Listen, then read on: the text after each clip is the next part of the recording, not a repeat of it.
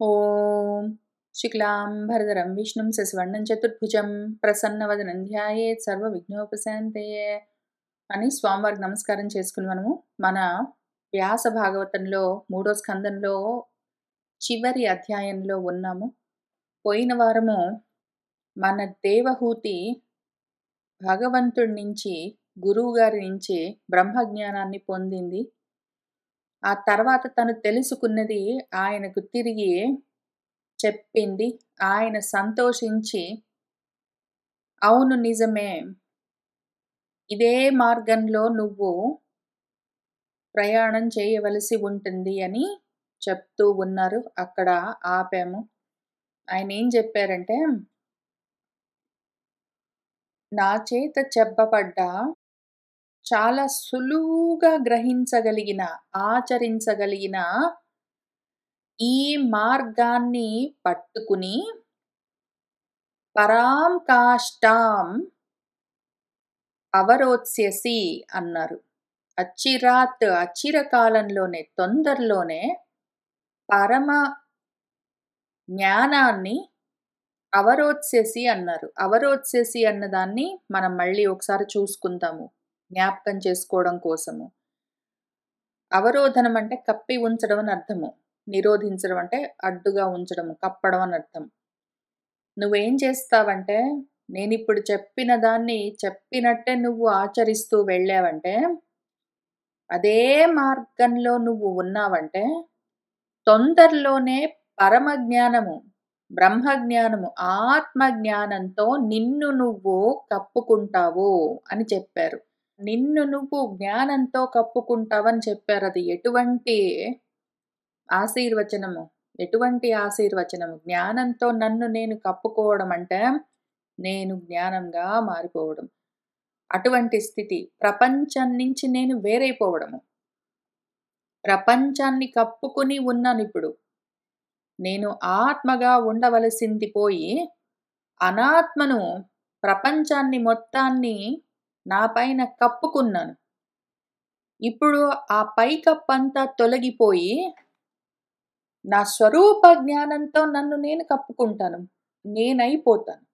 ఇంతవరకు ఆ మంచి గంధము ఏదో నీటి సంపర్కం వల్ల దుర్గంధంతో కూడి ఉన్నా కూడా ఆ పైన దుర్గంధాన్ని, మాలిన్యాన్ని తొలగిస్తే ఆ లోపల ఉన్న మంచి గంధపు వాసన మొత్తము ఆ చెక్క చుట్టూ ఎట్లా కప్పుకుంటుందో, గంధపు చెక్క చుట్టూ, అట్లానే ఇప్పుడు బాహ్యమైన ప్రపంచం, అనాత్మ వస్తుతంత్రం మొత్తమంతా ఆ అజ్ఞానం, అవిద్య అంతా నా పైన కప్పుకుని ఉన్నది. ఇప్పుడు భగవంతుడు చెప్పిన ఈ ఆత్మజ్ఞానాన్ని నేను అనుష్ఠానం చేశానంటే ఆ పైన ఉన్న అజ్ఞానమంతా తొలగి జ్ఞానంతో నన్ను నేను కప్పుకునే స్థితికి వస్తాను. అది నా కాష్టము, నా స్థితి. నా జ్ఞానమే నా స్థితి. కాష్టం అంటే 2 అర్థాలు ఉన్నాయి. జ్ఞానము అని అర్థం ఉన్నది, స్థితి అని అర్థం ఉన్నది. నా జ్ఞానమే నా స్థితి. ప్రజ్ఞానం బ్రహ్మ నా స్వరూపము. అక్కడికి వెళ్ళాలి, అక్కడికి వెళ్తావు అని ఆయన చెప్పారు. దానికి కావలసిందేమి? శ్రద్ధ. శ్రద్ధ లేకపోతే మాత్రము ఇటువంటి స్థితి కలగదు. ఈ విషయం గురించి అశ్రద్ధ ఉన్నది, ఆదమరపు ఉన్నది, ప్రాపంచికమైన విషయాల పట్ల శ్రద్ధ ఉన్నది అంటే ఇది రాదు. కాబట్టి శ్రద్ధత్వా అని ఆయన హెచ్చరిక చేస్తూ జాగ్రత్త చెప్పారు. ఒకవేళ అది పోగొట్టుకున్నావంటే మృత్యువును పొందుతావు. అంటే మళ్ళీ మరణము, మళ్ళీ జన్మ, మళ్ళీ మరణము, మళ్ళీ జన్మ, అందులోకి వెళ్తావు. జన్మల్లోకి, జన్మల పరంపరల్లోకి వెళ్తావు, సంసారాల్లోనే ఉంటావు. కాబట్టి పోగొట్టుకోకు ఈ జ్ఞానాన్ని అని ఆయన చెప్పారు. అంతవరకు చెప్పి ఆమె బ్రహ్మవాది అయి తను తెలుసుకున్నది ఆయనకి చెప్పిన తర్వాత ఆమె దగ్గర ఆయన అనుమతి తీసుకుని వెళ్ళారు. ఇంకప్పుడేం జరిగిందంటే, ఆ యోగ ఆదేశాన్ని, ఉపదేశాన్ని పట్టుకున్నది ఆమె. జ్ఞానయోగ ఉపదేశాన్ని, జ్ఞానోపదేశాన్ని పట్టుకుని దాన్ని వదిలిపెట్టకుండా దాంతోటే కూడి ఉన్నదై అదే ఆశ్రమంలో ఆమె సమాహిత మనస్థితితో ఉన్నది. ఎప్పుడూ స్నానాలు చేస్తూ ఉండడం వల్ల సరస్వతి నదిలో జటలు గట్టుకుని ఉన్న ఆమె జుట్టు, నారచీరలు కట్టుకుని ఉన్న ఆమె శరీరము, ఉగ్ర తపస్సులతో ఉన్న తన మనసు వీటితో అక్కడే ఉన్నది. ఆమె ఇంతకీ ఎవరు? స్వయంభువ మనువు యొక్క కూతురు, కర్దమ ప్రజాపతి యొక్క భార్య. కర్దమ ప్రజాపతిని పెళ్లి చేసుకున్న తర్వాత వాళ్ళిద్దరి గృహస్థాశ్రమము ఎట్లా ఉన్నది అంటే అది అనౌపమ్యం. దానికి సాటి రాగల గృహస్థాశ్రమం ఇంక లేదు. అంత ఘనంగా, అంత గొప్పగా వాళ్ళిద్దరూ కలిసి కాపురం చేశారు. అసలు దేవతలు కూడా ఆశ్చర్యపోయి మాకు కావాలని కోరుకునేలాంటి గృహస్థాశ్రమాన్ని నడిపించిందామె.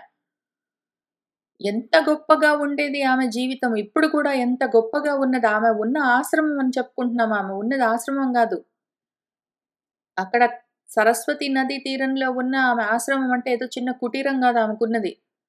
కర్దముడు తపోయోగంతో విజృంభించి ఇంక విమానాలతో సహా కలిపి కట్టాడొకటి.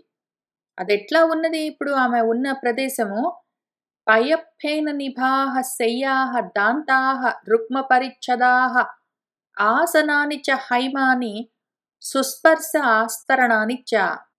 రుక్మపరిచ్ఛదాః బంగారపుతో తాపడం చేసిన, దాంతాః దంతాలతో అందంగా అలంకరించిన, పయఃఫేన నిభాః పాల నురగల్లాంటి శయ్య మంచము, దానిపైన సుస్పర్శ ఆస్తరణాని మెత్త మెత్తగా ఉన్న కంబళ్ళు, పరుపులు, దిండ్లు, దుప్పట్లు, పైగా హైమాని ఆసనాన్ని బంగారంతో తయారు చేసిన కుర్చీలు.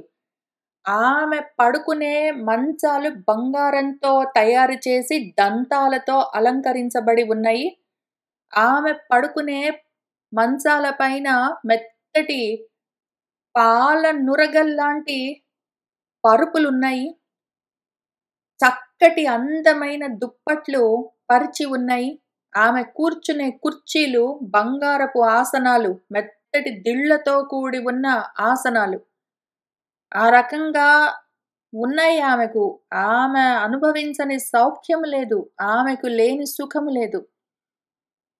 స్వచ్ఛ స్ఫటిక కుడ్యేషు మహామరకతేషు చ రత్న ప్రదీపాః ఆభాంతి లలనారత్న సంయుతాః. ఆమె కుడ్యములు, ఆమె ఇంటికున్న గోడలెట్లా ఉన్నాయి అంటే స్వచ్ఛమైన స్ఫటికాలతో తయారు చేసిన గోడలు. పైగా మహామరకతాలు, పెద్ద పెద్ద ఎమరాల్డ్స్ తోటి అందంగా అలంకరించి ఉన్నాయి ఆమె గోడలు. ఆ గోడల్లో రత్న ప్రదీపాలు, రత్నాలే దీపాల్లాగా ప్రకాశిస్తూ ఉన్నాయి. ఆమె గదులను ప్రకాశింపచేయడానికి గోడలకు మామూలుగా ఎలక్ట్రిక్ బల్బ్స్, లైట్స్ కాదు ఆమెకున్నవి. పెద్ద పెద్ద రత్నాలు దీపాల్లాగా ప్రకాశిస్తూ ఉన్నాయి. అవి పైగా లలనారత్న సంయతాః. ఆ గోడల పైన అందమైన అమ్మాయిలు నిలబడి ఆ రత్నాలను పట్టుకున్నట్టు డిజైన్స్ తో ఉండి, ఆ రత్నాల్లో నుంచి వస్తున్న కాంతులు ఆమె గదులను ఆభాంతి ప్రకాశింపచేస్తూ ఉన్నాయి. అటువంటి ఐశ్వర్యం ఆమెకు. గృహోద్యానం కుసుమితైః రమ్యం బహు అమరద్రుమైః కూజత్ విహంగ మిథునం గాయన్ మత్త మధువ్రతం. ఆమె గృహం పక్కన ఉన్న ఉద్యానవనం ఎట్లా ఉన్నది అంటే కుసుమితైః రమ్యమైన, కుసుమించిన, పుష్పించిన అందమైన ఎన్నో దేవతా వృక్షాలన్నీ అక్కడున్నాయి. రకరకాల అందమైన పూచిన చెట్లన్నీ ఆమె ఉద్యానవనంలో ఉన్నాయి ఆమె ఇంటి పక్కనే. ఆ ఉద్యానవనంలో కూజత్ విహంగ మిథునాలు, కుహు కుహు అని కూస్తూ ఉన్న, కిలకిలా రావాలు చేస్తూ ఉన్న పక్షుల జంటలు ఎగురుతూ ఉన్నాయి ఆమె ఉద్యానవనంలో. అంత అందంగా ఉన్నది. మత్త మధువ్రతం గాయన్, మదించిన మత్తెక్కిన మధువ్రతాలు తుమ్మెదలన్నీ గానాలు చేస్తూ ఉన్నాయి, జమ్మని జంకారాలు చేస్తూ ఉన్నాయి. ఇవన్నీ చూస్తూ ఆమె ఎంతకాలమైనా సంతోషంగా ఆనందంగా అక్కడే ఉండొచ్చు. అసలు ఆమెకు తక్కువన్నది లేకుండా ఉన్నది. ఆమె అసలు ఇప్పుడు ఇవన్నీ సరే ఎట్లయినా ఉన్నాయి గాని, ఆమె భర్తతో ఆమె ఉన్నప్పుడు ఎట్లా ఉండేది? ఆమె భర్త అసలు ఆహా! తెలుగు సినిమాల్లో హీరోలు చూసుకున్న దానికన్నా ఘనంగా, గొప్పగా, ముద్దు ముద్దుగా ఎంత అల్లారు ముద్దుగా చూసుకున్నాడో, ఎంత ప్రేమించాడో. యత్ర ప్రవిష్టం ఆత్మానం విబుధానుచరాః జగుః వ్యాప్యాం ఉత్పల గంధిన్యాం కర్దమేన ఉపలాలితం. ఆమింటి పక్కన ఉద్యానవనంలో ఒక వాపి దిగుడు బావి ఉన్నది. వాళ్లే కట్టుకున్న అందమైన బావి. దానికి పగడాలతో నేలలు అవన్నీ ఉన్నాయి. అందమైన రత్నాలతో అలంకారాలు అవన్నీ. అది ఉత్పలాలు పద్మాల గంధాలతో ఉన్నది. ఆమె దిగుడు బావిలో చక్కటి అందమైన గట్లు అవన్నీ ఉన్నాయి. స్విమ్మింగ్ చేసుకోవడానికి వీలుగా అవన్నీ. పైగా ఆ నీళ్లలో చక్కటి పరిమళాలతో ఉన్న పద్మాలన్నీ వికసించి పూస్తూ ఉన్నాయి. అటువంటి ఆ దిగుడు బావిలోకి, చెరువులోకి ఆమె ప్రవిష్టం దిగితే జలకాలాడడానికి, ఆడుకోవడానికి, ఈతలు కొట్టడానికి ఆమె భర్త కర్దముడు కూడా ఆమెతో పాటే ఆ నీళ్లలోకి ఆమెతో పాటు దిగి ఆమెను ఉపలాలితం ఎంత లాలించాడో, ఎంత ప్రేమించాడో. అసలు వీళ్ళిద్దరిని చూసి ఆ విధంగా ఉన్న ఆమె ఐశ్వర్యము, ఆమె గృహస్థాశ్రమం చూసి ఆత్మానం ఆమెని ఆ విధంగా లాలిస్తున్న కర్దముడి చేత లాలింపబడుతున్న ఆమెను విబుధానుచరాహ, విబుధులు అంటే దేవతలు, దేవతలను అనుసరించి తిరుగుతూ ఉండేవాళ్ళు. గంధర్వులు గానం చేసేవాళ్ళు. అసలు పద్యాలు గట్టి, చరణాలేసి, పాటలు గట్టి పాడుతూ ఉండేవాళ్ళు. ఈమె వైవాహిక ప్రేమ వివాహం గురించి, ఆమె సంసారం గురించి ఆ రకంగా ఉన్నదామె. ఇప్పుడు అన్నీ హిత్వా వదిలిపెట్టేసున్నదామె. హిత్వా తత్ ఈప్సితతమం అపి ఆఖండల యోషితాం కించిచ్చకార వదనం పుత్ర విశ్లేషణ ఆతురా. తత్ ఆ రకంగా ఆఖండల యోషితాం, ఆఖండలుడంటే ఇంద్రుడు, ఇంద్రుడి అంతఃపుర స్త్రీలు కూడా అపి ఈప్సితతమం, అబ్బా ఇట్లా ఉంటే బాగుంటుంది కదా, అసలు ఆమె ఇల్లు ఎంత బాగుంది, ఆమె ఇంటి పక్కన ఉద్యానవనం ఎంత బాగుంది, అందులో ఆమె ఈత కొలనెంత బాగుంది, ఆమె భర్త ఎంత బాగున్నాడు, ఆహా ఎంత అందగాడు, ఆమెను ఎంత ప్రేమిస్తాడు, ఓహో అని అవన్నీ చూసి అసలు ఇంద్రుడి భార్యే ఆశపడేలాంటి ఐశ్వర్యాన్ని, ఆ సంసారాన్ని మొత్తాన్ని హిత్వా వదిలిపెట్టేసిందామె. వాటి మీద వ్యామోహాన్ని వదిలిపెట్టేసింది. ఆమె వదిలిపెట్టడం ఏంటి, ఆయనే వదిలిపెట్టిపోయాడు కదా అంటే, ఆయన శారీరకంగా వదిలిపెట్టిపోయాడు. ఈమె మానసికంగా ఇంకా అక్కడే మోహంతోటి ఉండొచ్చు. ఆయన వదిలిపెట్టిపోయాడని ఏడుస్తూ ఉండొచ్చు, ఆయన్ని తిట్టుకుంటూ ఉండొచ్చు, ఆయన్ని వెతుక్కుంటూ పోవచ్చు, ఇంకేమైనా చేయొచ్చు. పోతే పోయాడులే అని ఇక్కడున్న వాటితోటి సంతోషంగా, సుఖంగా ఉండొచ్చు. కానీ వాటన్నిటిపైన ఆమె ఆ వ్యామోహాన్ని వదిలిపెట్టేసింది. మొత్తం అన్నిటి మీద వదిలిపెట్టేసింది. ఆ ఇంటి మీద ఆమెకు వ్యామోహం లేదు. ఆ ఉద్యానవనం మీద లేదు. పువ్వుల కొలను పైన లేదు. అయితే ఆమెకు చివరిగా కించిత్ కొంచెంగా మోహం మిగిలిపోయింది ఇప్పటికి.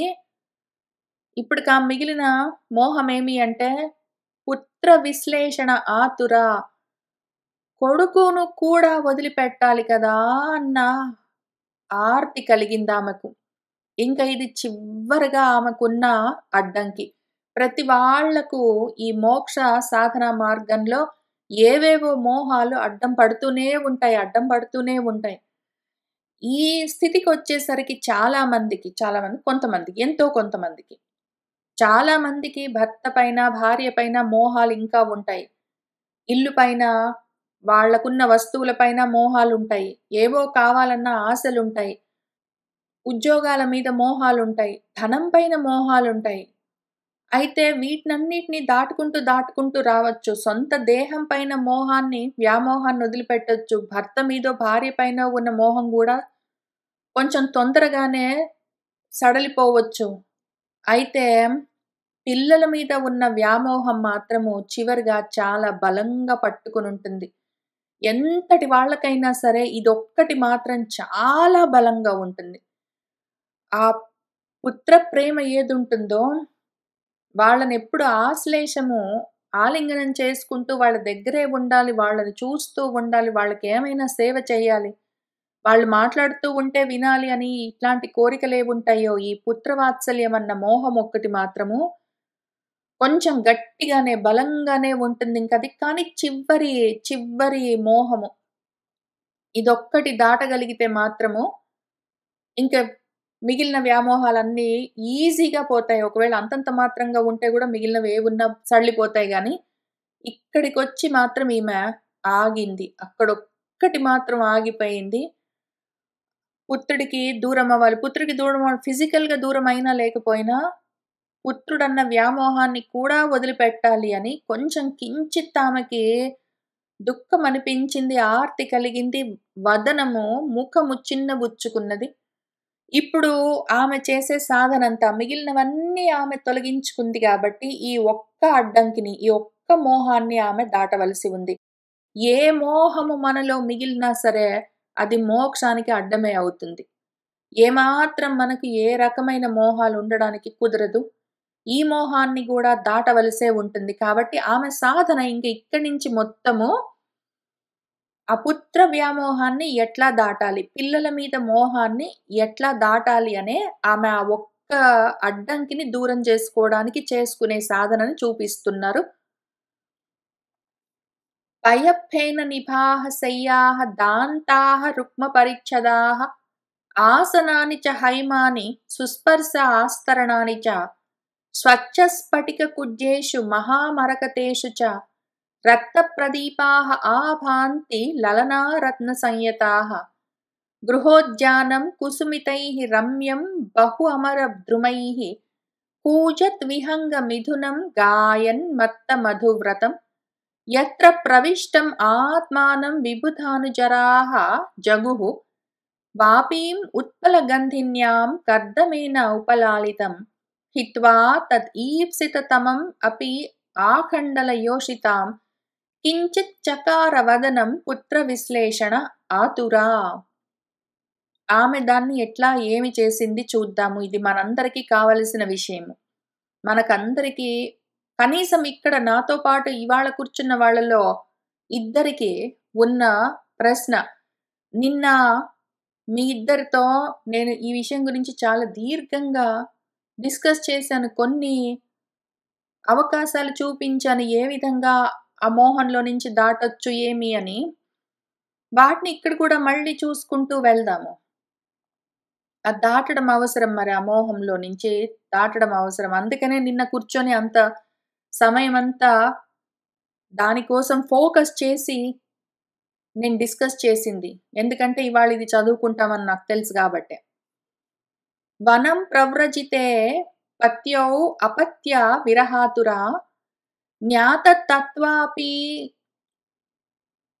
అభూత్ నష్టే వత్సే గౌః ఇవ వత్సలా. పత్యౌ వనం ప్రవ్రజితే, ఆమె భర్త ప్రవ్రాజకుడయ్యాడు. ఆయన సన్యాసాశ్రమం తీసుకుని వెళ్ళిపోయాడు. దానికి ఆమె కొంత దుఃఖించింది. కానీ పర్వాలేదు, భర్త వెళ్ళిపోయిన తర్వాత కూడా అపత్యము ఒక కొడుకున్నాడు. భర్త కన్నా ముందే 9 మంది ఆడపిల్లలు, ఆమె కూతుర్లు పెళ్ళిళ్ళని చేసుకుని భర్తలతో పాటు వెళ్ళిపోయారు.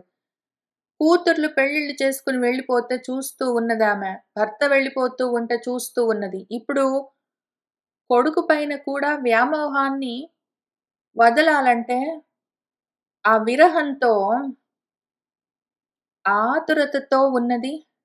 అయితే తెలివి లేకుండా ఉన్నదా? మోహంలో ఉన్నదా అంటే కాదు. ఆ మోహం ఉన్నది. కానీ దాంతో పాటే ఆత్మతత్వ జ్ఞానం కూడా ఉన్నది.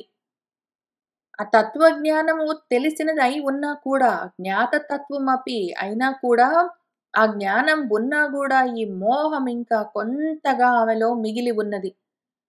ఆమె ఏ విధంగా ఆర్తితో ఉన్నదంటే ఇనీషియల్‌గా కొంతకాలము వత్సే నష్టే దూడ దూరమైన గౌహు ఇవ గోవులాగా ఒక వత్సము పైన ప్రేమ కలిగిన వత్సల గౌహు గోవు దూడ తనకు దూరమవుతే ఏ విధంగా ఆర్తి చెందుతుందో ఆ విధంగా ఆమె గూడా తల్లడిల్లిపోయింది. వనం ప్రవ్రజితే పత్యౌ అపత్య విరహాతురా జ్ఞాతతత్వాపి అభూత్ నష్టే వత్సే గౌహు ఇవ వత్సలా. ఇంకిక్కడి నుంచి ఆమె ఏమి చేసింది అని స్టెప్స్. ఈ స్టెప్స్ కన్నా ముందు ఏం జరుగుతాయి మనకు నిజ జీవితంలో అని చూసుకుందాము. పిల్లల మీద మోహము ఈ వయసులో 60 ఏళ్ళు దాటిన తర్వాత వాళ్ళ కోసం చెప్తున్నాను. వాళ్ళకెట్లా ఉంటుంది అంటే 2 రకాలుగా ముఖ్యంగా ప్రాబ్లమ్స్ ఉంటాయి. క్వెషన్స్ ఉంటాయి. సందేహాలు. ఈ సందేహాలు తొలగితేనే గాని మోహం పోదు. సందేహాలున్నంత వరకు మోహం అట్లానే ఉంటుంది. కాబట్టి ఆ మోహం పోవడం కోసము మనసుకి జ్ఞానం కలిగించాలి. అందుకని మనం ఇట్లా చూసుకుంటున్నాము. ఒకటేంటంటే పిల్లల దగ్గర ఉండాల్సొస్తుంది. పిల్లల్ని వదిలిపెట్టి దూరంగా ఉండలేము. కారణాలేమంటే ఏవైనా కావచ్చు. ఆర్థిక కారణాలు కావచ్చు. శారీరకమైన కారణాలు కావచ్చు. శారీరకంగానో, ఆర్థికంగానో పిల్లల మీద మనము ఆధారపడి ఉండొచ్చు. అయితే మానసికంగా కూడా వాళ్ళ మీద ఆధారపడి ఉంటాము. ఇప్పుడు పిల్లల మీద ఆధారపడి ఉన్నాక, వాళ్ళకి ఇబ్బంది కలిగిస్తామేమో అని టెన్షన్ అనిపిస్తుంది. వాళ్ళకి అడ్డంగా ఉంటామో ఏమో! మన కోసం వాళ్ళ పనులు మానుకోవాల్సొస్తుందో ఏమో!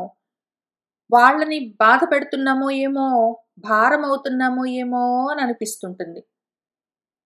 కాబట్టి దూరంగా ఉందామా అంటే, ఇందాక చెప్పుకున్నట్టు శారీరకమైన, ఆర్థికమైన దౌర్బల్యాలు, అవసరాలు, బలహీనతలు ఉంటే ఉంటాయి. ఎందుకంటే ఆ వయసుకొస్తే అట్లా ఉండొచ్చు.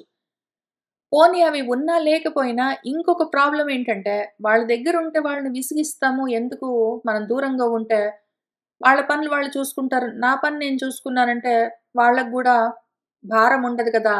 అని అనిపిస్తుంది. కానీ దూరంగా ఉండాలంటే మళ్ళీ ఇంకొక రకమైన క్వెషన్ ఉంటుంది. వాళ్ళ దగ్గర ఉండి ఇప్పుడు పని లేదు, పాట లేదు, కాళ్ళు, చేతులు కొంచెం గట్టిగా కదులుతున్నాయి. ఈ సమయంలో అక్కడ పిల్లల దగ్గరున్నామంటే, వాళ్ళు గూడా చిన్నవాళ్ళు, వాళ్ళ పిల్లలు ఇంకా చిన్నవాళ్ళు. వాళ్ళ పిల్లల్ని అంటే నా మనవల్ని, మనవరాళ్ళని కొంచెం నేను చూసుకుంటూ ఉన్నానంటే, కొంచెం వాళ్ళ ఇంటికి వచ్చేసరికి నేను ఇంట్లో ఉన్నాను. అవసరమైతే అన్నం ఏమైనా వండి పెట్టాను. అట్లాంటివేవైనా చూసుకుంటున్నానంటే వాళ్ళకి గూడా కొంచెం ప్రశాంతంగా ఉంటుంది, సుఖంగా ఉంటుంది గదా! నా స్వార్థం చూసుకొని నేను దూరంగా ఉంటే, పిల్లల్ని పట్టించుకోకుండా ఉంటే, మరి కష్టం కదా అని అనిపిస్తుంది. పోనీ దగ్గరుందామా అంటే, వాళ్ళ మీద భారంగా ఉంటున్నాం గదా! అని మళ్ళీ బాధనిపిస్తుంది. ఎటు చూసినా కష్టమే అనిపిస్తుంది. ఈ మోహంలో నుంచి బయట ఎట్లా పడాలి అని అర్థం గాకుండా ఉంటుంది. దీనికి ఒకటే ఒక మందు పరిష్కారము. నిన్న కూడా చెప్పాను నేను దీని గురించి ఎక్స్‌ప్లెయిన్ చేసి చెప్పాను. దాన్నెట్లా దాటొచ్చు అని. మళ్ళీ చెప్తాను. ఇక్కడ గూడా జెప్తాను. మళ్ళీ ఎక్కడెక్కడ ఈ ప్రాబ్లమ్‌కి సొల్యూషన్ కనిపించినా చూపిస్తాను.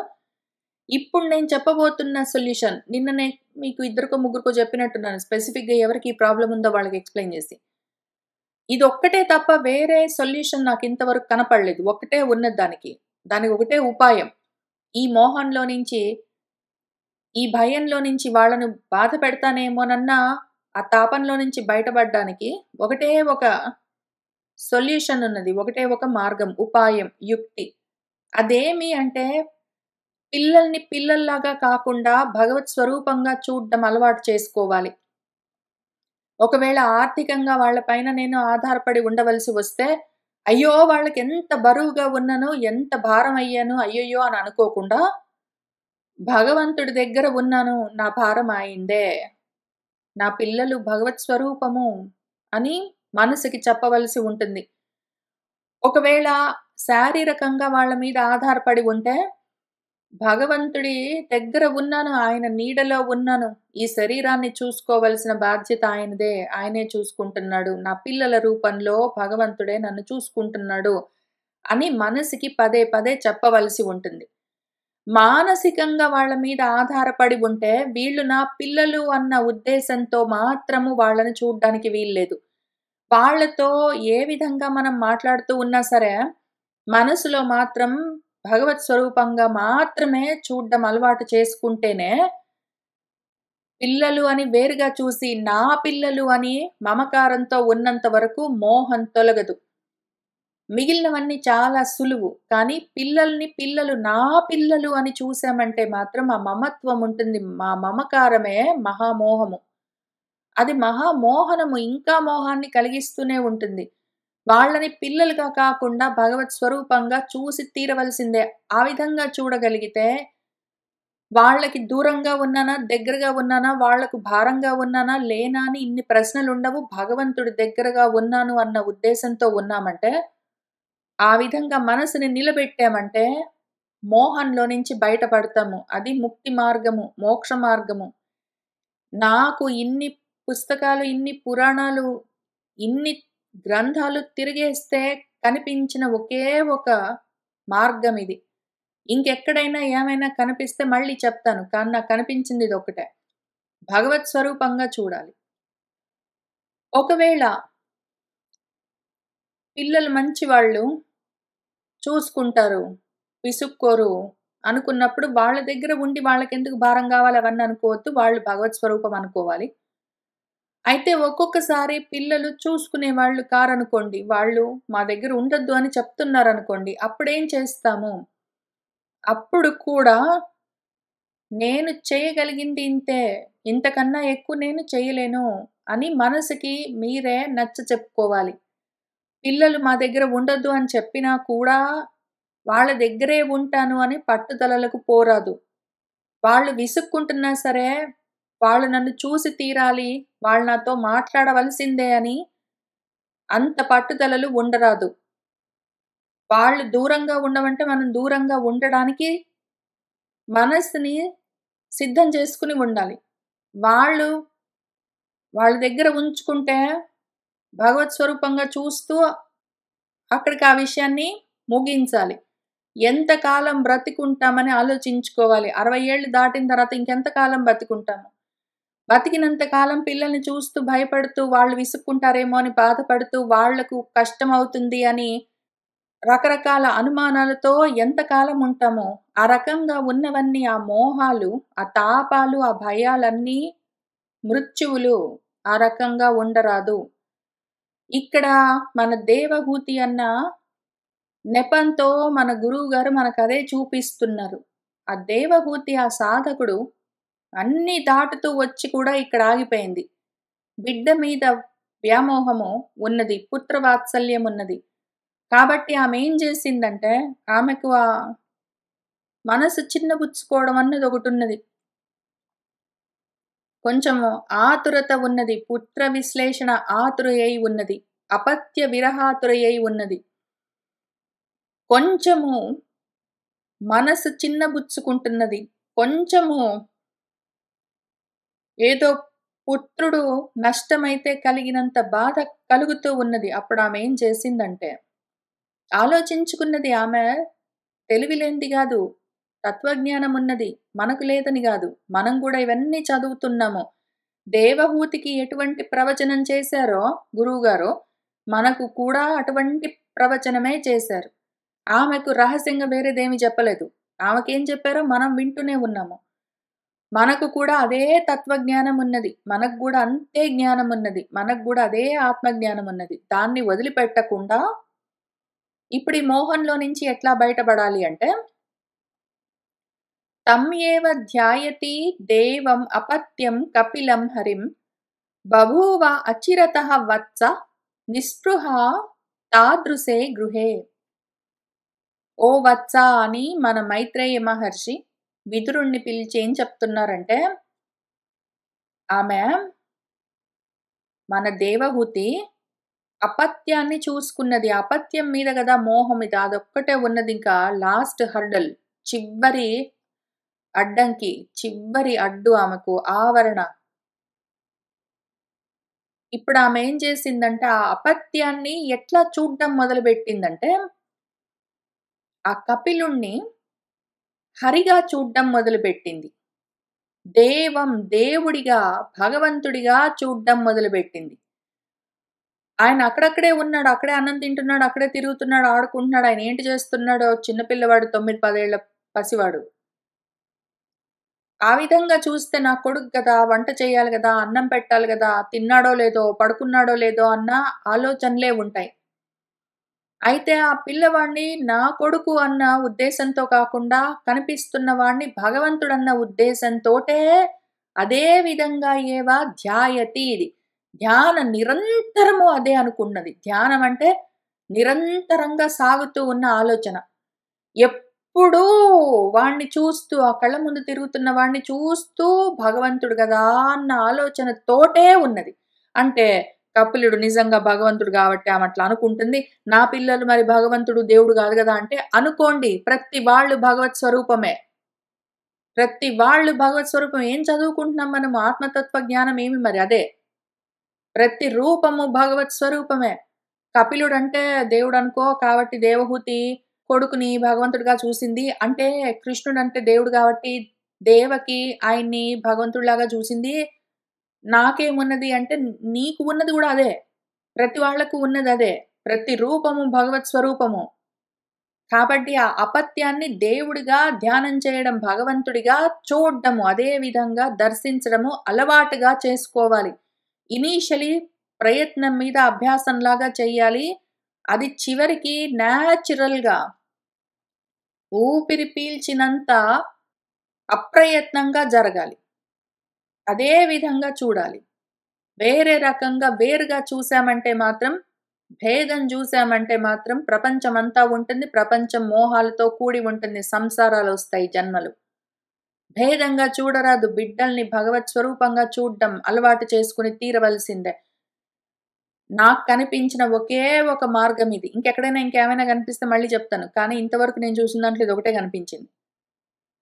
ఈ రకంగా ఆమె బిడ్డను చూసుకుని భగవత్ స్వరూపంగా అదే పనిగా ధ్యానం చేస్తూ ఉంటే, ఆ కాస్త మిగిలిపోయి ఉన్న ఏ మోహమున్నదో దాన్ని కూడా ఆమె అచ్చిర కాలంలోనే ఎంతో తొందరలోనే దాటిపోయింది. ఇంకా ఆమెకు ఎటువంటి స్థితి కలిగిందంటే అన్నిటిపైన నిస్పృహ. దేని మీద ఆశ, మోహము, ఇచ్ఛ లేకుండా బభూవ అయిపోయింది. అసలు తాదృశే గృహే అసలు మొత్తం ఇంటి పైన, ఆ గృహస్థాశ్రమం పైనే ఆమెకు మోహం తొలగిపోయింది. భర్త, పిల్లలు, గృహము, ధనము ఇవే గదా ఉన్నవి మనకు. ఈ రకరకాల మోహాలన్నీ వదిలిపోయాయి. ఆ విధంగా ఆమె ఉండిపోయింది. ఫస్ట్ ఇదొక్కటి చేయగలిగింది. అట్లా ఉండిపోయింది అంటే ఇంక అక్కడే ఉంది అని గాదు. అక్కడ ఉంటూ అక్కడి నుంచి పైకి వెళ్ళడం అన్నది ఇంకొకటి ఉన్నది. ఇంకా చివరిదాకా రావాలి మనము. ఇక్కడే ఆగితే ఎట్లా? వీటి మీద మోహం పోవడం ఒకటే గాదు. వీటి మీద మోహం పోవడం ఒకటే గాదు. ఆత్మ గురించి తెలవడం ఒక్కటే గాదు. అది అయిపోవడం వరకు జరగాలి.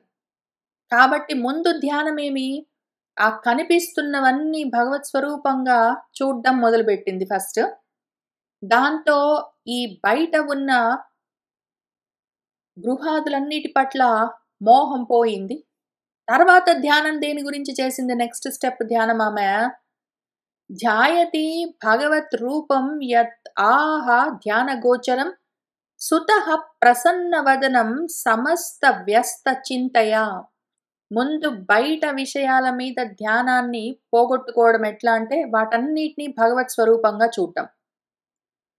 ఆ తర్వాత బయట ఉన్న వస్తువులన్నీ మనుషులందరూ ప్రతిదీ భగవత్ స్వరూపంగా చూడడం అలవాటయిన తర్వాత ఇంక అదే పనిగా ఉండాలి ధ్యానం అది. ఇంక అసలు నిరంతరము సాగుతుండాలి. అక్కడ ఉన్నాక ఇంక అక్కడి నుంచి ఆమె నెక్స్ట్ ఏం చేసింది, లోపలికి తిరిగింది. తన సుతః తన కొడుకు ధ్యానగోచరమైన భగవంతుడి రూపాన్ని వర్ణించి, వర్ణించి, వర్ణించి చెప్పాడు. మనం చాలా శ్లోకాల్లో అంతకన్నా గొప్పగా భావన చేసుకుంటూ వచ్చాము. చాలా శ్లోకాలు చెప్పుకున్నాం పైన.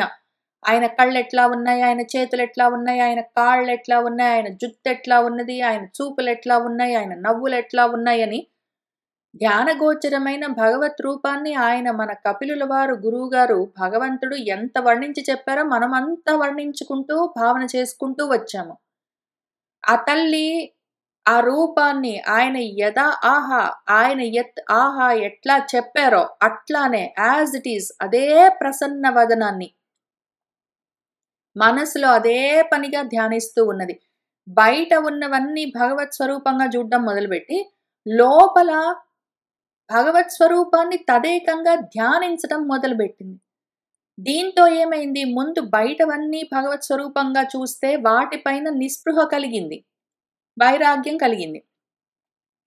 ఇప్పుడు లోపల భగవత్ రూపాన్ని ధ్యానించడం మొదలు పెడితే సమస్త చింతలు వ్యస్తమైపోయాయి, అస్తమించాయి, జారిపోయాయి. మనసులోని చింతలు, ఆలోచనలు, చింత అంటే ప్రాబ్లమ్స్, ఏదో బాధలు, దుఃఖాలు కాదు. చింతలంటే ఆలోచనలు. మొత్తం సమస్తమైన ఆలోచనలు జారిపోయాయి. భగవంతుడి రూపమే నిలిచిపోయింది. అంత స్థిరంగా ధ్యానం చేసిందామె. అంత స్థిరంగా చేసింది. ఇది స్టెప్ 1 22లో చెప్పారు. స్టెప్ 2 23లో చెప్పారు. ఈ రకంగా చేసిన తర్వాత ఏం జరిగిందంటే 24లో భక్తి ప్రవాహ యోగేన వైరాగ్యేణ బలీయసా యుక్తా అనుష్ఠాన జాతేన జ్ఞానేన బ్రహ్మహేతున విశుద్ధేన తదా ఆత్మానం ఆత్మనా విశ్వతోముఖం స్వానుభూత్యా తిరోభూత మాయాగుణ విశేషణం. భక్తి ప్రవాహ యోగేన ఆమె భక్తి ఎట్లా ఉన్నది అంటే అది ప్రవాహంలాగా ఉన్నది. ఇంతవరకు ధ్యానము ధారాపాతంలాగా ఉన్నది. ఇంతవరకు ఆమె ధ్యానము ధారాపాతంలాగా ఉన్నది. ఇంక ఇక్కడ ధారాపాతం కాదు, ప్రవాహమే. ఇంకా అసలు భక్తి యోగం ప్రవాహంలాగా ఉద్ధృతంగా ప్రవహిస్తున్నది. ఆమెలో బలమైన వైరాగ్యం ఎట్లా ఉన్నది అంటే ఇంకా స్థిరంగా నిశ్చలంగా ఉన్నది. దాంతో యుక్తితో, యోగంతో, అనుష్ఠానం వల్ల కలిగిన బ్రహ్మహేతునా జ్ఞానేన, బ్రహ్మాన్ని తెలిపే జ్ఞానము, బ్రహ్మజ్ఞానంతో, వీటన్నిటితో ఆమె ఏం చేసింది, పరవళ్ళు తొక్కుతూ ప్రవహిస్తూ ఉన్న ఉద్ధృతమైన ప్రవాహంగా ఉన్న ఆ భక్తి, అంత ఆసక్తి ఆ భగవత్ రూపం పైన, భగవన్ తత్వం పైన, మిగిలిన విషయాలన్నిటిపైన అంత వైరాగ్యం, వీటి వల్ల కలిగిన ఆత్మజ్ఞానం, భక్తి జ్ఞాన వైరాగ్యాలు 3 కలిగాయి ఆమెకి. విపరీతం. అక్కడ కొంచెం కూడా కాదు. కొంచెం జ్ఞానం, కొంచెం వైరాగ్యం, కొంచెం భక్తి కాదు. విపరీతమైన భక్తి, అత్యంతమైన వైరాగ్యం, ఆత్మజ్ఞానం. ఈ భక్తి జ్ఞాన వైరాగ్యాలతో ఏం జరుగుతుందంటే ఆమె ఆత్మ విశుద్ధమవుతుంది, ఆమె చిత్తము శుద్ధమవుతుంది కదా. అప్పుడు ఆ విధంగా విశ్వతోముఖమైన ఆత్మగా ఆత్మానం తనను తాను దర్శించుకోవడం మొదలుపెట్టింది. అంతటా తనను తాను ఆత్మగా, తన స్వరూపంగా చూడడం మొదలుపెట్టింది.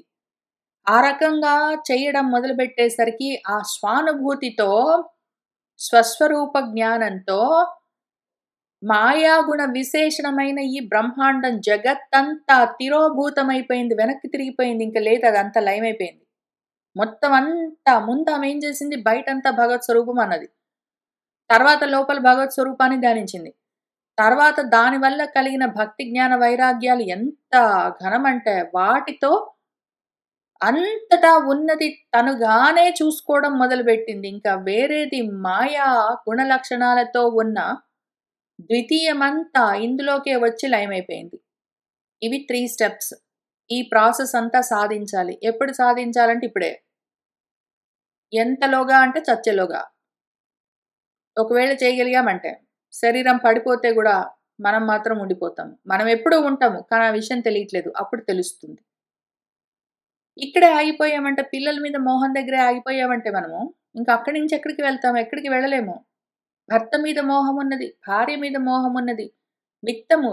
నా డబ్బంటే నాకు మహా వ్యామోహం. పోతుందేమో అన్న భయం. ఇంటి మీద వ్యామోహమున్నది. వస్తువుల మీద వ్యామోహమున్నది. కార్ల మీద ఉన్నది. కరెంట్ వస్తువుల మీద ఉన్నది. వాటి మీద ఉన్నది, వీటి మీద ఉన్నయి. ఎన్నిటి మీద ఉంటుంది? వాటన్నిటి మీద ఉన్నావంటే ఇక్కడే ఉంటావు. మళ్ళీ మళ్ళీ జన్మలు తెచ్చుకుంటావు. అది కావాలంటే మంచిది. దాని గురించి కాదు. వద్దు అందులో నుంచి బయటపడతా అనుకున్న వాళ్ళ కోసం చెప్పుకుంటున్నాము. తమ్యేవ ధ్యాయతి దేవం అపత్యం కపిలం హరిం బభూవ అచిరతః వత్సా నిస్పృహः తాదృశే గృహే జాయతి భగవద్రూపం యత్ ఆహ ధ్యానగోచరం సుతః ప్రసన్నవదనం సమస్తవ్యస్తచింతయా భక్తిప్రవాహయోగేన వైరాగ్యేణ బలీయసా యుక్తానుష్ఠానజాతేన జ్ఞానేన బ్రహ్మహేతునా విశుద్ధేన తదా ఆత్మానం ఆత్మనా విశ్వతోముఖం స్వానుభూత్యా తిరోభూత మాయాగుణ విశేషణం. బ్రహ్మణి అవస్థితమతిః భగవతి ఆత్మసంశ్రయే నివృత్త జీవాపత్తిత్వాత్ క్షీణక్లేశ ఆప్త నిర్వృతిః. ఆమె ఇప్పుడు ఎట్లా ఉన్నది అంటే, ఆత్మ సంశ్రయే ఆత్మని ఆశ్రయించి ఉన్న ఆత్మాశ్రయమైన ఆ భగవంతుడు ఆ పరబ్రహ్మంలోనే ఆమె మతి బుద్ధి మొత్తము అవస్థితమై స్థిరంగా నిలబడి ఉన్నది. దాంతో జీవాపత్తి మొత్తము నివృత్తమైపోయింది. జీవభావమంతా తొలగిపోయింది. నేను ఉన్నాను, నేను పోయాను అని అటువంటివన్నీ ఆ జీవభావం ఏమున్నదో అదంతా పోయింది. ఆమె క్లేశములన్నీ ఇంతవరకు దుఃఖాలనుకుంటున్నవేవున్నాయో అవన్నీ క్షయమైపోయాయి. ఆమెకేమి కలిగిందిప్పుడు? జీవభావం తొలగిపోయింది. క్లేశాలన్నీ నశించిపోయాయి. జీవభావం పోగానే క్లేశాలు పోతాయి. జీవభావం ఉంటేనే సుఖ దుఃఖ అనుభవాలుంటాయి. జీవభావం పోతే సుఖ దుఃఖాది క్లేశాలుండవు. అవన్నీ ఒకటేసారి పోతాయి. అవి పోగానే వెంటనే కలిగేదేమి అంటే నివృత్తి.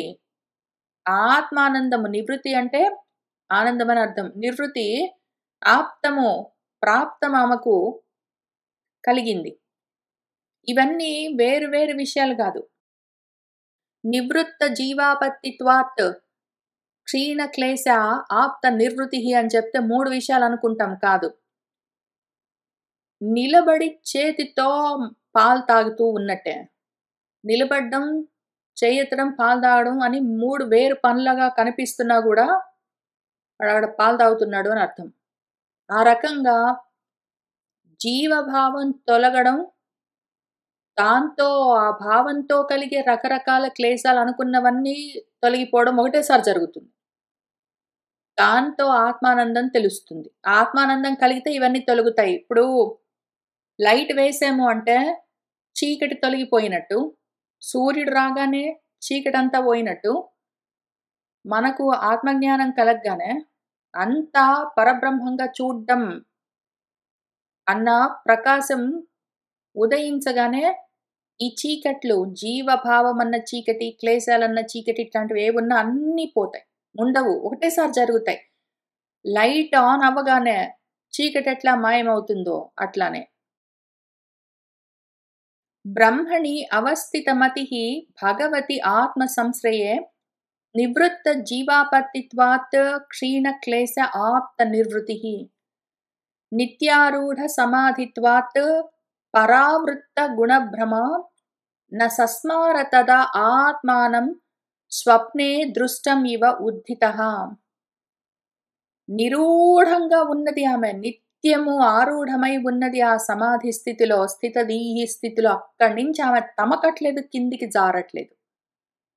దాంతో ఆమెలో ఉన్న గుణాలు, గుణాల వల్ల కలిగిన భ్రమలేమున్నాయో అన్నీ పరావృత్తము తిరోధానమైపోయాయి. ఇంకేమీ లేవు. ఆమెలో లయమైపోయాయి గుణాలన్నీ.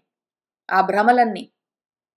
ఆమె సమస్థితిలో అట్లా నిలబడిపోతే నిలకడగా ఆమెలోని గుణాలు వాటి వల్ల కలిగే భ్రమలన్నీ ఆమెలో లయమైపోయాయి. తదా అప్పుడెట్లా ఉందంటే ఆమె పరిస్థితి, ఆత్మానం తనను తాను తన శరీరాన్ని నేను అని సెపరేట్‌గా మళ్ళీ అనుకోవడం అన్నది సస్మారా అసలు స్మరించట్లేదామె. నేను అన్న ఆ ఆలోచనను కూడా విస్మరిస్తూ ఉన్నదామె. అసలెందుకు? ఉన్నదంతా ఒకటే అయితే మళ్ళీ నేను అని ఆలోచించడం ఎందుకు? ఏదో స్వప్నంలో దృష్టం చూసిన ఏవో వస్తు విశేషాలుంటాయి. ఉద్ధితః లేచిన తర్వాత వాడు ఇవన్నీ మళ్ళీ గుర్తు చేసుకుంటాడేంటి? ఆ రకంగా ఇంతవరకు ఆమెకున్న మొత్తం జీవితాన్ని ఆమె అనుభవించిన వాటిని, ఆమెకు తెలిసిన వాటిని, ఆమెకు తెలియని వాటిని మొత్తాన్ని అన్నింటిని నిద్రలో ఉన్నవాడు ఏవేవో చూస్తాడు కలల్లో. మెలకువొచ్చిన వాడు ఎట్లా వాటిని మళ్ళీ మర్చిపోతాడో, గుర్తు చేసుకోడో, విస్మరిస్తాడో అట్లా ఆమె కూడా తన గురించి తాను సస్మారా స్మరించడం మానేసింది. విస్మరిస్తూ ఉన్నది. అవన్నీ విస్మరణకొచ్చాయి ఆమెకు. నిత్యారూఢ సమాధిత్వాత్ పరావృత్త గుణభ్రమా సస్మార తదా ఆత్మానం స్వప్నే దృష్టం ఇవ ఉద్ధితః తద్దేహః పరతః పోషః అపి అకృశః చ ఆది అసంభవాత్ బభౌ మలైః అవచ్ఛన్నః సధూమః ఇవ పావకః. అయితే ఆమె భర్త చాలా గొప్పగా ఆ భవంతులన్నీ కట్టాడు. విమానాలన్నీ కట్టాడు ఆమె కోసం. అందులో 10,000 మంది విద్యాధర స్త్రీలందరూ ఆమెకు పరిచర్యలు చేయడానికి పెట్టాడు. వాళ్ళందరూ ఉన్నారు. ఆ ఇళ్ళన్నీ ఉన్నాయి. అవన్నీ ఉన్నాయి. వాళ్ళందరూ ఆ పరిచారికలు, ఆ దేవతా స్త్రీలు ఆమెను పోషిస్తూ ఉన్నారు. ఆమెకి స్నానాలు చేయించడము, ఆమెకు అన్నాలు వండి పెట్టడము, తినిపించడము, ఆమె పడుకుంటే విసరడము అవన్నీ చేస్తున్నారు. శరీరానికి వాళ్ళు చేయగలిగిన పోషణంతా వాళ్ళు చేస్తూ ఉన్నారు. ఎందుకంటే వాళ్ళ పనది. ఆయన మరి ఆ పని వాళ్ళకి అప్పజెప్పాడు కాబట్టి ఆయన ఘనమైన తపోయోగం వల్ల వాళ్ళు ఆ పని చేస్తున్నారు. దానివల్ల తత్ దేహము ఆమె దేహమేమున్నదో అది పరతః వాళ్ళందరి చేత పోషింపబడుతూ ఉన్నది. కాబట్టి శరీరానికి అన్నం లేదు. ఇంక తినడానికి ఏమీ లేదు. కాబట్టి కృశించిపోయిందని చెప్పడానికి ఏమీ లేదు. శరీరం బానే ఉంది. అట్లానే ఆది అసంభవాత్ ఆమెకు ఆధులు గూడా లేవు. ఆది అంటే మనోవ్యధలు. వ్యాధులు అంటే శరీరానికున్న జబ్బులు. ఆమెకు శరీరానికున్న జబ్బులేమీ లేవు. మనోవ్యధులు గూడా లేవు. కాబట్టి ఈ 2 ఆమె దేహము, స్థూల దేహము, ఆమె మనస్సు, సూక్ష్మ దేహము 2 అకృశః ఏమీ కృశించిపోవట్లేదు. 2 బలంగానే ఉన్నాయి. ఆమె స్థూల దేహం బలంగానే ఉన్నది. ఆమె మనసు గూడా బలంగానే ఉన్నది. ఆ 2 బానే ఉన్నాయి. ఇప్పుడది మనకు ప్రాబ్లమ్. ఆ 2 బాగుంటే ప్రాబ్లమ్ ఏంటి? ఆ 2 బాగుంటే శరీరం బాగా దృఢంగా ఉంది, మనసు బలంగా ఉందంటే మంచిదే గదా! అంటే అవి ఉన్నంత కాలం మనం అందులోనే బందీ అయి ఉంటామన్న ఆలోచన, మోహం ఉంటుంది. ఒకవేళ ఆ మోహాన్ని దాటకపోతే మాత్రం అది బంధమవుతుంది. ఆ దేహమే బంధము. కాబట్టి పాపం ఆమెకు ఎంత కష్టమొచ్చిందంటే శరీరాన్ని పోషించే వాళ్ళున్నారు. ఎందుకిది? ప్రారబ్ధం వల్ల. ప్రారబ్ధం వల్ల శరీరం ఏదో విధంగా పోషింపబడుతూ ఉన్నది. ఆమె ప్రయత్నం చేసినా చేయకపోయినా శరీరానికి కావాల్సినవన్నీ జరుగుతూ ఉన్నాయి. ఆమె మనసుకు కూడా భ్రాంతులు లేవు, భయాలు లేవు, క్లేశాలు లేవు, మోహాలు లేవంటే అది బలంగా ఉంది. దీంతో ఆమె కృశించకుండా ఉన్నది. ఇప్పుడు ఎట్లా ఉన్నదంటే ఆమెను చూస్తూ ఉంటే మలైః అవచ్ఛన్నః మలినాలతో కప్పబడి ఉన్న దానిలాగా కనిపిస్తున్నది. మలినాలతో కప్పబడిన దానిలాగా ఎట్లా ఉంటుంది? 10,000 మంది విద్యాధర స్త్రీలందరూ ఆమెకు పొద్దస్తమానము స్నానాలన్నీ చేయించి, ఆమెకు తలలన్నీ దువ్వి, అవన్నీ చేస్తుంటే, ఇవన్నీ చేయించుకుంటూ ఉండగా, ఆమె మట్టితో కప్పబడి ఉన్నట్టు ఎట్లా ఉంటుంది అంటే, ఇదిగో మట్టి ఇదే. ఈ దేహమే మట్టి. ఆ మనస్సే మట్టి. ఈ పాంచభౌతికమైన రూపాలు పృథివ్యాది మట్టి మొదలైన వాటితో తయారై ఉంటాయి. వాటితో కప్పబడి ఉన్నది. ఆమె లోపల జ్ఞానంగా మాత్రం ఉన్నది. ఆ జ్ఞానం పైన ఇవి మట్టి ఇదంతా ఊరికనే ఆ స్థూల సూక్ష్మ దేహాలు పైన ఉన్నాయి అంతే. దుమ్ము కొట్టుకొని ఉన్నట్టు ఆమె పైన అట్లా ఉన్నాయి ఊరికనే. చూడ్డానికి ఎట్లా ఉన్నది అంటే సధూమః పావకః ఇవ, ఏదో అగ్ని చుట్టూ పొగ ఉన్నట్టు. అగ్నిలో నుంచే వచ్చిన పొగ అగ్నిని ఆవరించి ఉన్నట్టు ఆమె నుంచే వచ్చిన ఈ మొత్తం అన్నీ ఆమెను ఆవరించి ఉన్నట్టుగా కనిపిస్తూ ఉన్నాయి. ఆమె వాటికి తగులుకోకుండా ఉన్నది. ఆమె వల్లే ఇవి ఉన్నా గూడా ఆమె వాటికి తగులుకోకుండా ఉన్నది. అగ్ని వల్లే పొగ ఉన్నా గూడా అగ్ని దానికి తాకకుండా ఎట్లా ఉంటుందో, అగ్ని వల్లే పొగ వచ్చి కూడా అగ్నిని ఎట్లా కప్పేస్తుందో, అట్లా ఆమె వల్ల ఉన్న ఈ దేహాలు ఆమెను కప్పేసినట్టుగా కనిపిస్తూ ఉన్నాయి. పొగ చేత కప్పబడ్డ నిప్పులాగా ఈ మలినాలతో కప్పబడ్డ జ్ఞానమై ఆమె ఉన్నది. తద్దేహః పరతః పోషః అపి అకృశః చ ఆది అసంభవాత్ బభౌ మలైః అవచ్ఛన్నః సధూమః ఇవ పావకః. స్వాంగం తపోయోగమయం ముక్తకేశం గతాంబరం దైవగుప్తం న బుబుధే వాసుదేవ ప్రవిష్ట ధీః. అసలు ఆమె స్వాంగము ఆ శరీరము దైవగుప్తం ప్రారబ్ధం వల్ల గోపనము పాలింపబడుతూ ఉన్నది. ఆమె దేహం ఎందుకు ఇంకా నడుస్తూ ఉన్నది అంటే ప్రారబ్ధం ఉన్నది కాబట్టి ఆ దేహం నడుస్తూ ఉంటుంది. ప్రారబ్ధం ఉన్నంత వరకు ఆ శరీరానికి కావలసినవి ఏదో విధంగా అందుతూనే ఉంటాయి. నేను ప్రయత్నం చేసుకున్నాను కాబట్టి నా శరీరానికి ఆ టైంకి అన్నం ఉన్నది, ఆ టైంకి పడుకోవడానికి ఉన్నది, ఆ డబ్బులున్నాయి, అదిగో ఆ మందులున్నాయి అని అనుకోవడము మూర్ఖత్వం. దాని పేరే మోహం, అజ్ఞానం, అవిద్య. ప్రారబ్ధం ఉన్నంత వరకు దేహం ఏదో విధంగా నడుస్తూనే ఉంటుంది. ఆమెకు గూడా ఇంకా ప్రారబ్ధం ఆ దేహానికి ఉన్నది కాబట్టి ఆ ప్రారబ్ధము, ఆ దేహము నడుస్తూ ఉన్నది. అయితే ఆమె ఏం చేసిందంటే దాన్ని తపోయోగమయం చేసుకున్నది. తపస్సుతో, జ్ఞానయోగంతో నింపుకున్నది దాన్ని. ఆ ఉన్న ప్రారబ్ధం వల్ల నడుస్తూ ఉన్న ఆ దేహాన్ని పెట్టుకుని ఆమె చూసుకుని మురిసిపోవడం గాదు. ప్రారబ్ధం వల్ల నడుస్తున్న దేహాన్ని చూసుకుని దాన్ని తపస్సుతో, యోగంతో నింపుకున్నదామె. ఇంక దాంతో ఆమె ఏ విధంగా చేయగలిగింది అంటే వాసుదేవ ప్రవిష్ట ధీః. వాసుదేవుడి పైనే ప్రకృష్టంగా, విశేషంగా నిలబెట్టేసింది ఆమె బుద్ధిని.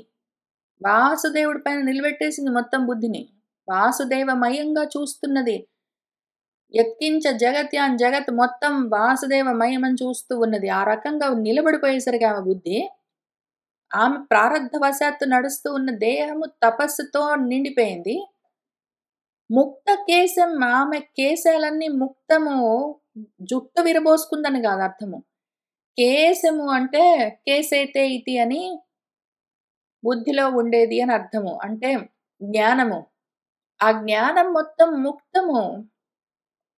ఆత్మ జ్ఞానమే ముక్తి, అదే మోక్షము అయి ఉన్నది. ఆమె మొత్తము బుద్ధి అంతా మోక్షంతో దేనితో బంధంతో తగులుకోకుండా ఉన్నది. ఆ తర్వాత గత అంబరం. అంబరం అంటే శబ్దము. ఏదైతే అంబతే శబ్దితే అని శబ్దం చేసేది వాక్కు. వాక్కులు గతమైపోయాయి. వాక్కులు మాటలాగిపోయాయి. ఆమె మౌనంగా ఉంటూ ఉన్నది. ఆమె మనసుకు ఏ బంధము లేదు. అది కూడా మౌనంగా ఉన్నది, ముక్తంగా ఉన్నది. ఆమె మాట, మనస్సు మౌనంగా, ముక్తంగా ఉన్నాయి. ఆమె శరీరము యోగమయమై ఉన్నది. ఆ రకంగా త్రికరణాలని మెయింటైన్ చేస్తున్నది ఆమె. ఆ రకంగా నిలబెట్టేసింది వాటిని. ఆమె కావాలని చేయలేదు పైగా.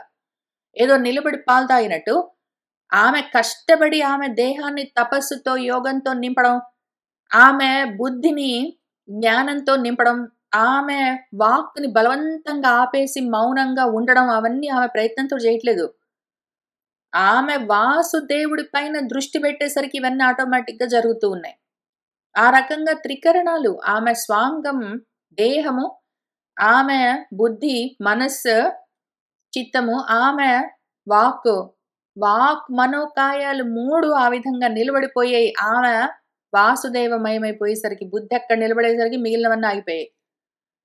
శ్వాంగం తపోయోగమయం ముక్తకేశం గత అంబరం దైవగుప్తం న బుబుధే వాసుదేవ ప్రవిష్టధీః ఏవం సా కపిలోక్తేన మార్గేణ అచిరతః పరం ఆత్మానం బ్రహ్మ నిర్వాణం భగవంతం అవాపః.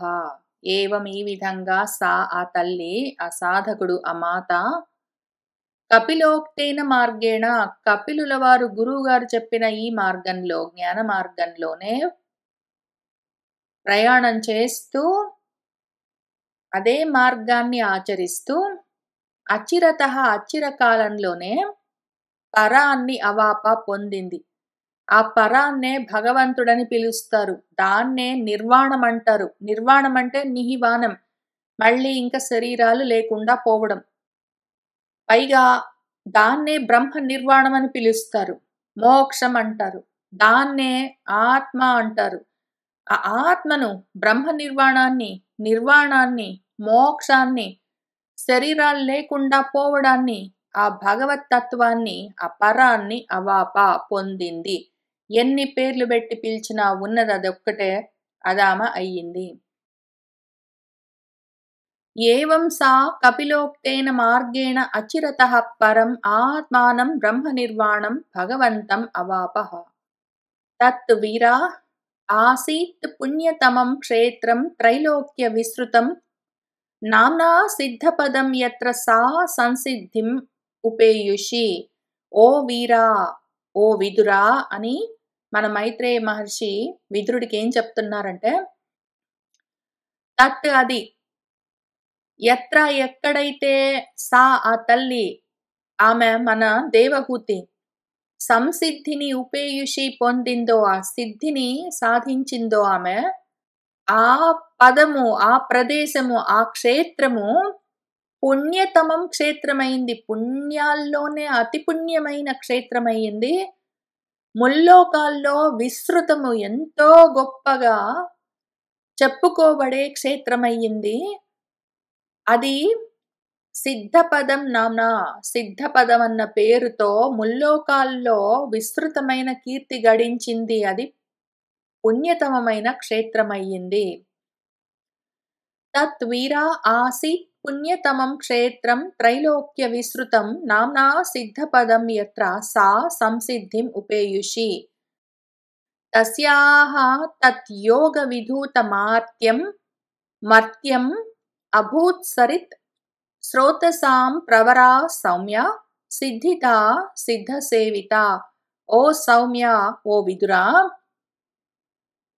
ఏదైతే యోగ విధూత మార్త్యం, ఆమె యోగ సాధనతో, జ్ఞానయోగ సాధనతో ఏ మృతత్వాన్ని విధూతము విదిలించేసుకున్నదో, మృతత్వం లేకుండా అమృతత్వాన్ని పొందిందో, ఆ మర్త్యము, ఆ మరణ స్వభావమున్న ఆ దేహము చివరికి పడిపోయింది. ఎంతకాలం ఉంటుందా ప్రారబ్ధము? అది ఎంతకాలం దైవగుప్తమై ఉంటుంది? అది శరీరము, పాంచభౌతికమైన దేహము కాలానుసారంగా నడుస్తూ ఉంటుంది. కాలం ఆగిపోతే దేహ ధర్మంగా అది పడిపోతుంది. ఆ రకంగా ఆమె మర్త్యము, ఆమె మృత స్వభావమున్న దేహము అప్పుడేమయ్యిందంటే, సిద్ధులు సేవించే, సిద్ధిని కలిగించే శ్రోతసాం ప్రవరా, నదుల్లోకే శ్రేష్టమైన నదిగా, సరిత్తుగా అభూత్ అయ్యింది. తస్యాః తత్ యోగ విధూత మర్త్యం అభూత్ సరిత్ శ్రోతసాం ప్రవరా సౌమ్య సిద్ధిదా సిద్ధసేవిత. కపిలః అపి, ఆయనేం చేశారు? మహాయోగి భగవాన్ పితుః ఆశ్రమాత్ మాతరం సమనుజ్ఞాప్య ప్రాక్ ఉదీచీం దిశం యయౌ. మన కపిలుల వారు, ఆ మహాయోగి భగవంతుడు, తండ్రి ఆశ్రమం నుంచి బయలుదేరారు. మాతరం సమనుజ్ఞాప్య, తల్లి నుండి అనుమతి పొంది ఆయన చాలా అందమైన మాట చెప్పారు వ్యాసుల వారిక్కడ. ప్రాక్ ఉదీచీం దిశ. ప్రాగ్ దిశ అంటే తూర్పుకు, ఉదీచి అంటే ఉత్తర దిక్కుకు మధ్యలో ఉన్న మూల, దాన్ని ఈశాన్యం దిక్కు అంటారు. ఆ ఈశాన్యం వైపుకు, ఆ దిక్కుకు ఆయన యయో వెళ్ళిపోయారు. ఈశాన్యానికి వెళ్ళిపోయారంటే ఆయన ఈశానుడు మరి. ఆయన ఈశ్వరుడు. ఆయన భగవంతుడై ఉన్నారు. మళ్ళీ ఆయన తన స్వస్థితికి చేరారు.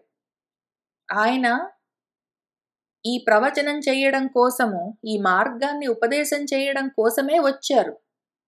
ఆ మార్గాన్ని ఉపదేశం చేసి ఆయన మళ్ళీ తన స్వస్థితికి, తన ఈశిత్వానికి చేరారు.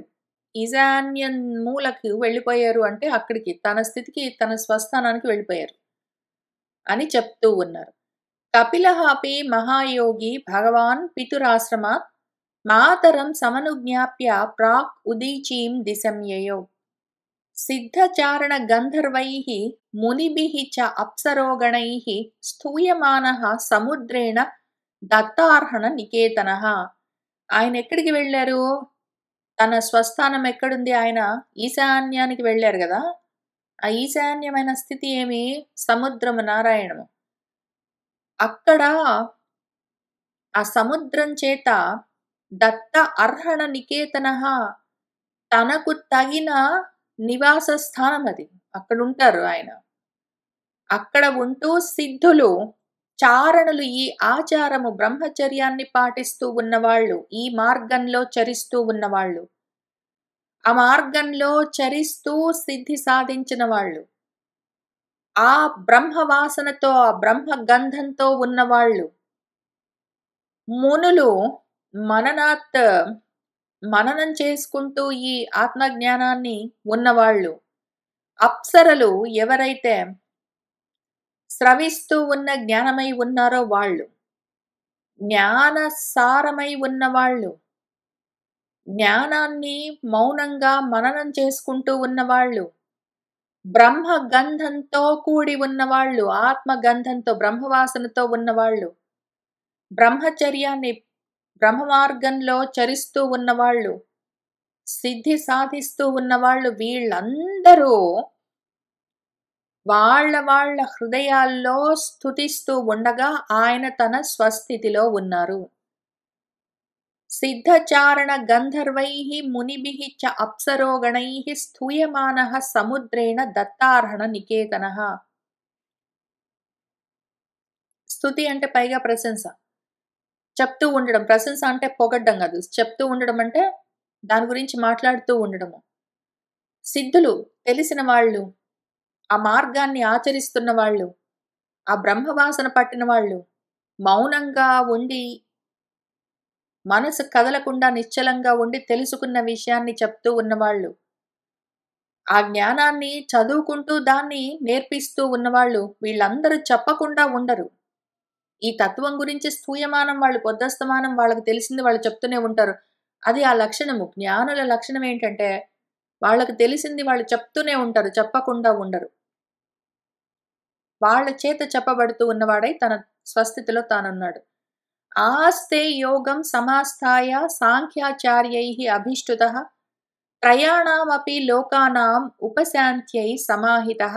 ఆయన తన స్థితిలో తాను ఎందుకున్నాడు, ఏం చేస్తున్నాడంటే లోకానాం త్రయాణాం ఉపశాంత్యై, ముల్లోకాలకు ఉపశాంతి కలిగించడం కోసం ఆయన సమాహితమై, ఆయన ఆహితమై, ఇప్పుడు సాంఖ్యాచార్యులు జ్ఞానాన్ని ఆచరిస్తూ, జ్ఞాన మార్గాన్ని ఆచరిస్తూ ఉన్న వాళ్ళ చేత స్తుతింపబడుతూ, వాళ్ళు చెప్తూ ఉంటే ఈయన తత్వాన్ని, ఆయన ఆ యోగాన్ని సమాస్థాయ ఆశ్రయించి ఆ యోగంలోనే ఆస్తే ఉన్నారు. ఆయన యోగేశ్వరులై ఉన్నారు. ఆస్తే యోగం సమాస్థాయ సాంఖ్యాచార్యైః అభిష్టుతః త్రయాణామపి లోకానాం ఉపశాంత్యై సమాహితః. ఏతత్ నిగదితం తాత యత్పృష్టః అహం తవ అనగా కపిలస్య చ సంవాదః దేవహూత్యాః చ పావనః. తాత, విదురా అనగా ఏతత్ ఇదిగోనయ్యా, అహం నేను, యత్ పృష్టః ఏదైతే నీ చేత అడగబడ్డవాణ్ణయ్యానో, ఆ కపిలుడు, దేవహూతి యొక్క సంవాదం చెప్పండి గురువుగారని నువ్వు నన్నడిగావు గాబట్టి, దాన్ని ఆ కపిల దేవహూతి సంవాదాన్ని వాళ్ళిద్దరేం మాట్లాడుకున్నారు, ఏమి తెలుసుకున్నారు, ఏం జరిగిందన్న విషయాన్ని, ఆ పావనం చేసే పుణ్యకరమైన ఈ ఆఖ్యానాన్ని నీకు నిగదితం చెప్పానది నీకు చెప్పబడ్డది. కపిల దేవహూతి సంవాదం చెప్పండి గురువుగారని అడిగావు గాబట్టి, అది నీకిప్పుడు నేను చెప్పాను. ఏతత్ నిగదితం తాత యత్పృష్టః అహం తవ అనగా కపిలస్య చ సంవాదః దేవహూత్యాః చ పావనః. యః ఇదం అనుశృణోతి యః అభిధత్తే కపిలమునేః మతం ఆత్మయోగ గుహ్యం భగవతి కృతధీః సుపర్ణకేతౌ ఉపలభతే భగవత్ పదారవిందం. యహ ఎవరైతే ఇదం దీన్ని అనుశృణోతి అనుసరించి శ్రద్ధగా వింటాడో, యహ ఎవరైతే అభిధత్తే దీన్ని అంతే శ్రద్ధగా చెప్తాడో, అటువంటి వాడు ఈ కపిలముని యొక్క మతము, ఆయన చెప్పిన ఉపదేశము, ఈ ఆత్మయోగము, ఇది పరమ గుహ్యము, రహస్యము, దీన్ని తెలుసుకోవలసి ఉంటుంది, అర్థం చేసుకుని ఆచరించవలసి ఉంటుంది. అటువంటి దాన్ని ఎవరైతే చెప్తాడో, ఎవడైతే వింటాడో, వాడు భగవంతుడి యందు కృతధీహి, వాడి బుద్ధి అక్కడే నిలబడి ఉంటుంది. ఇది చెప్తూ ఉన్నవాడికి, వింటూ ఉన్నవాడికి ఆటోమేటిక్‌గా బుద్ధి అక్కడే నిలబడి ఉంటుంది.